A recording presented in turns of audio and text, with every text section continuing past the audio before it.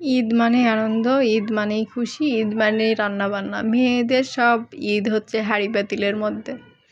কোন কোন আইটেম করবেন? নতুন নতুন আইটেম, কখনো সিমাই, কখনো মাংস, কখনো পোলাও, কখনো মুরগি। কোনটা করবেন, কোনটা খাবেন?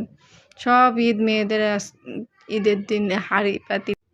ঈদ মানে মাংস রান্না, মাংস, মুরগি। মুরগি না হলে তো চলেই না। মুরগি সবারই ফেভারিট একটা খাবার।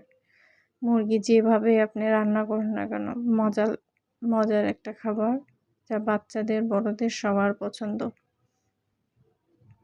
আর মাংস থাকলে তো কথাই নেই, মুরগিটা বেস্ট সবার জন্য। অসুস্থ বলেন আর সুস্থ বলেন, সবাই খেতে পারে এই মুরগি রান্না। আমি এটা দেশি মুরগি রান্না করতেছি, অনেক টেস্টি এবং অনেক মজা। ফার্মের মুরগির চেয়ে দেশি মুরগির স্বাদটা অনেক বেশি। এটা রান্না করতে এবং কষাইতে অনেক সময় লাগে এবং টেস্টটা অনেক দ্বিগুণ, যা সবার ভালো লাগে। মুরগিটার কালারই বলে দিচ্ছে কত মজা হবে।